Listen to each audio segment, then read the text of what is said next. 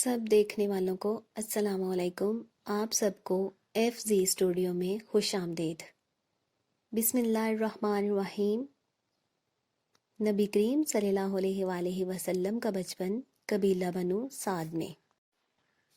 जिस ज़माने में नबी करीम सल्लल्लाहु अलैहि वसल्लम पैदा हुए, इस वक्त मक्का शहर की आबादी तकरीबन 10,000 थी और मक्का के अमीर लोग अपने बच्चों को दूध पिलाने के लिए दाइयों के हवाले कर देते थे, जो इन्हें अपने गांव अपने साथ ले जाती। देहात की आबो हवा छोटे बच्चों के लिए फ़ायदेमंद होती थी और वहाँ बच्चों को आला अरबी ज़बान सीखने का मौका मिल जाता था।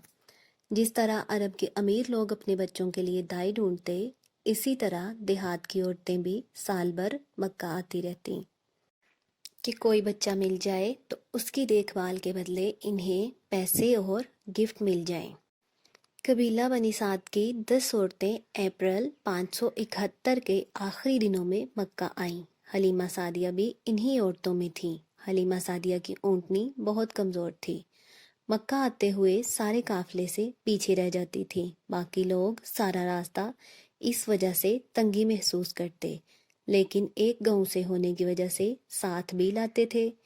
हलीमा सादिया की गोद में उनका बेटा अब्दुल्ला था, जो दूध ना मिलने की वजह से सारी रात रोता रहता था। दोनों मियाँ बीवी इस वजह से सारी रात सो नहीं पाते थे। उनकी ऊँटनी भी इतना दूध नहीं देती थी कि घर के सारे अफराद अपनी भूख मिटा सकें।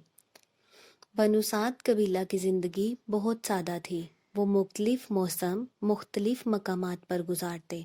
बच्चे सारा दिन भेड़ बकरियां चुराते और खेल कूद में वक्त गुजारते।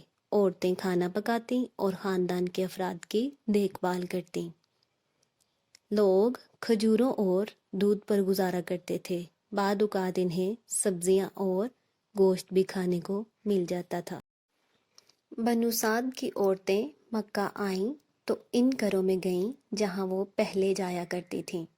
हलीमा सादिया भी लोगों के घरों में बच्चा लेने गईं, लेकिन इनकी सेहत और हालत देखकर कोई माँ अपना बच्चा इन्हें देने के लिए तैयार ना हुई। हलीमा को क्या पता था कि इसकी कमज़ोर हालत ही इसकी खुशकिस्मती है। एक दाई ने जनाब हमज़ा को दूध पिलाने के लिए ले लिया। हलीमा सादिया अब्दुल मुत्तलिब के घरों में आईं तो पता चला कि अब्दुल मुत्तलिब के घर पोता हुआ है। हलीमा सादिया और इनका शोहर हारिस बीबी आमना की खिदमत में हाजिर हुए। बीबी आमना अपने बेटे को हलीमा के पास लाईं, जो इस वक्त सब्ज़ रंग की चादर में लिपटा सो रहा था। हलीमा सादिया कहती हैं, मैंने बच्चा गोद में लिया और मुंह से चादर हटाई तो बच्चे को इतना खूबसूरत देखकर इससे दिलो जान से प्यार करने लगी। इतना प्यारा बच्चा मैंने पहले कभी नहीं देखा। मेरा जी चाहा मैं इसे देखती ही जाऊं। इस वक्त रसूलुल्लाह सल्लल्लाहु अलैहि वसल्लम की उम्र 8 दिन थी। रसूलुल्लाह सल्लल्लाहु अलैहि वसल्लम को लेने के बाद हलीमा सादिया की 3 रातें मक्का के खैमे में गुजरी, क्योंकि सारे काफिले के साथ ही वापस गांव जाना था। हलीमा सादिया बताती हैं, मैंने मोहम्मद सल्लल्लाहु अलैहि वसल्लम को दूध पिलाया तो अपने अंदर तब्दीली देखी। भूख और कमज़ोरी की वजह से मेरे बेटे के लिए ही दूध काफ़ी नहीं होता था, लेकिन अब दोनों बच्चों ने अपनी भूख के मुताबिक दूध पिया। हारिस ऊँटनी का दूध दोहने गए तो ऊँटनी ने भी खूब दूध दिया। वही ऊँटनी जो पहले बहुत थोड़ा दूध देती थी, एक लम्हे में बदल गई। मैंने और हारिस ने दूध पिया, अपनी भूख और प्यास बुझाई। एक मुद्दत के बाद हमारा पेट भरा और हम सुकून की नींद सोए। अब हमें अंदाज़ा होने लगा कि हम कोई ख़ास बच्चा लेकर आए हैं। हलीमा सादिया कहती हैं, वापसी का सफ़र बिल्कुल मुख्तलिफ था। मेरी कमज़ोर ऊँटनी जो मक्का जाते हुए सबसे पीछे थी, अब सबसे आगे थी। सब हैरान थे।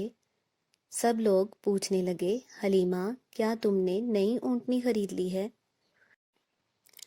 मक्का जाते हुए तो इसके लिए चलना मुश्किल था और अब इसे पकड़ना मुश्किल है। रसूलुल्लाह सल्लल्लाहु अलैहि वसल्लम के आने से हलीमा के घर में जैसे बहार आ गई हो।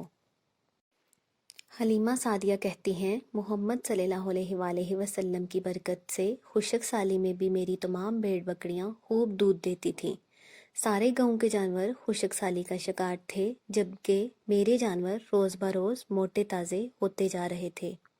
تمام لوگ اپنے چرواہوں کو ہدایت کرتے کہ اسی چراگاہ میں اپنی بھیڑ بکریاں لے جاؤ جہاں حلیمہ کی بکریاں جاتی ہیں۔ لوگ کہاں جانتے تھے کہ فرق چراگاہ کا نہیں، فرق تو وہ خوش قسمتی ہے جو میرے حصے میں آئی ہے۔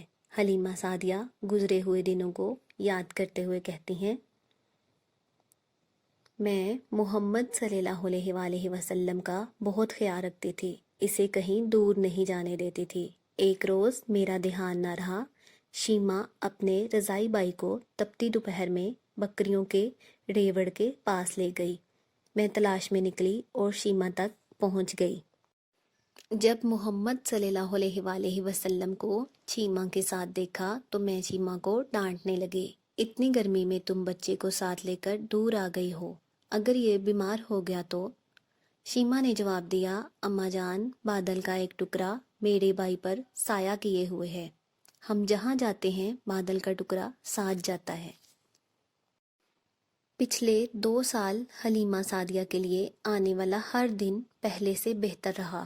حلیمہ سعدیہ بتاتی ہیں، سارا گاؤں ہی محمد صلی اللہ علیہ وآلہ وسلم سے پیار کرتا تھا۔ اگر کسی کے جسم میں کوئی تکلیف ہوتی تو وہ محمد صلی اللہ علیہ وآلہ وسلم کی ہتھیلی تکلیف والی جگہ پر لگاتا اور اللہ کے حکم سے فوراً صحت مند ہو جاتا۔ اب سارے گاؤں کو علم ہو چکا تھا کہ یہ قریشی بچہ کوئی عام بچہ نہیں بلکہ بہت خاص ہے، اس کا چہرہ بھی بہت روشن تھا۔ حلیمہ سعدیہ بیان کرتی ہیں، محمد صلی اللہ علیہ وآلہ وسلم جتنا عرصہ میرے پاس رہے، نہ ہی کبھی آپ صلی اللہ علیہ وآلہ وسلم کے کپڑے خراب ہوئے، مقررہ وقت پر حاجت کرتے تھے، آپ صلی اللہ علیہ وآلہ وسلم کی صفائی ستھرائی بہت اعلیٰ تھی۔ محمد صلی اللہ علیہ وآلہ وسلم کی عمر 2 سال ہوئی تو میں اپنے شوہر کے ساتھ مکہ گئی کہ آپ صلی اللہ علیہ وآلہ وسلم کو بی بی آمنہ کے حوالے کیا جائے۔ بی بی آمنہ اور جناب عبد المطلب نے میری توقع سے بڑھ کر میری خدمت کی۔ میں نہیں چاہتی تھی کہ آپ صلی اللہ علیہ وآلہ وسلم مجھ سے دور رہیں۔ اتفاقاً ان دنوں مکہ میں طاعون کی وبا پھیلی ہوئی تھی۔ ہم دونوں میاں بیوی نے وبا کا بہانہ بنا کر بی بی آمنہ سے بڑے ہی ادب سے کہا کہ وبا خطرناک ہو سکتی ہے، اس لیے آپ صلی اللہ علیہ وآلہ وسلم کو ہمارے ساتھ ہی بھیج دیں۔ ہمارے بار بار کہنے پر وہ راضی ہو گئی۔ میں ایک بار پھر آپ صلی اللہ علیہ وآلہ وسلم کو اپنے ساتھ واپس لے آئی۔ حلیمہ سعدیہ بیان کرتی ہیں، محمد صلی اللہ علیہ وآلہ وسلم کے دوبارہ ہمارے گاؤں آنے کے کچھ عرصہ بعد ایک عجیب واقعہ پیش آیا۔ آپ صلی اللہ علیہ وآلہ وسلم اپنے بہن بھائیوں کے ساتھ کھیل رہے تھے کہ 2 نورانی صورت والے انسان سفید لباس پہنے ہوئے وہاں آئے۔ وہ محمد صلی اللہ علیہ وآلہ وسلم کو اٹھا کر پہاڑی کی طرف لے گئے۔ انہوں نے محمد صلی اللہ علیہ وآلہ وسلم کا سینہ کھولا۔ یہ دیکھ کر عبداللہ گھبرایا ہوا میرے پاس آیا اور کہنے لگا، اماں، 2 آدمی قریشی بھائی کو اٹھا کر لے گئے ہیں۔ میری تو جان ہی نکل گئی۔ دوڑتی ہوئی محمد صلی اللہ علیہ وآلہ وسلم کے پاس پہنچی، دیکھا تو وہ ٹھیک ٹھاک کھڑے آسمان کی طرف دیکھ رہے تھے۔ میں اور حارث دونوں پریشان ہوئے۔ محمد صلی اللہ علیہ وآلہ وسلم سے پوچھا تو کہنے لگے، 2 سفید کپڑوں والے آدمی میرے پاس آئے، مجھے اٹھا کر یہاں لائے اور میرا سینہ چاک کیا، کوئی چیز نکال کر باہر پھینکی اور میرا دل نکال کر تشت میں رکھ کر پانی سے دھویا اور دل واپس میرے سینے میں رکھ دیا، میرے سینے پر ہاتھ پھیرا اور آسمانوں کی طرف اڑ گئے۔ اس سارے عمل میں مجھے ذرا برابر بھی تکلیف نہیں ہوئی۔ حلیمہ سعدیہ بتاتی ہیں، میں نے محمد صلی اللہ علیہ وآلہ وسلم کی قمیض کا دامن اٹھا کر دیکھا تو کوئی نشان نہیں تھا۔ میں نے خدا کا شکر ادا کرتے ہوئے محمد صلی اللہ علیہ وآلہ وسلم کو گلے لگایا اور بار بار چومتی رہی اور 100 بار خدا کا شکر ادا کرتی رہی۔ ہم محمد صلی اللہ علیہ وآلہ وسلم کو لے کر غار آئے۔ میں نے حارث سے کہا، کہیں ہمارے قریشی بیٹے کو نقصان نہ پہنچے، ہم انہیں بی بی آمنہ کے پاس چھوڑ آتے ہیں۔ میں اور حارث محمد صلی اللہ علیہ وآلہ وسلم کو لے کر مکہ گئے۔ بی بی آمنہ سے کہا ہم آپ کا بیٹا آپ کے پاس واپس چھوڑنا چاہتے ہیں۔ حلیمہ سعدیہ رسول اللہ صلی اللہ علیہ وآلہ وسلم کو بی بی آمنہ کے پاس واپس چھوڑ کر اپنے گاؤں آ گئیں۔ رسول اللہ صلی اللہ علیہ وآلہ وسلم اپنی والدہ کے ساتھ مکہ میں رہنے لگے۔ اب بی بی حلیمہ کے پاس رسول اللہ صلی اللہ علیہ وآلہ وسلم کی خوبصورت یادیں تھیں۔ اگر آپ اس چینل پر نئے ہیں تو چینل کو سبسکرائب کریں اور ویڈیو کو لائک کریں۔ پیارے نبی صلی اللہ علیہ وآلہ وسلم کی پیاری باتیں سننے کے لیے ہمارے اس چینل کے ساتھ جڑے رہیں۔ اپنا بہت سارا خیال رکھیں، مجھے بھی اپنی دعاؤں میں یاد رکھیں۔ اب ملتے ہیں اگلی ویڈیو میں، تب تک کے لیے اللہ حافظ۔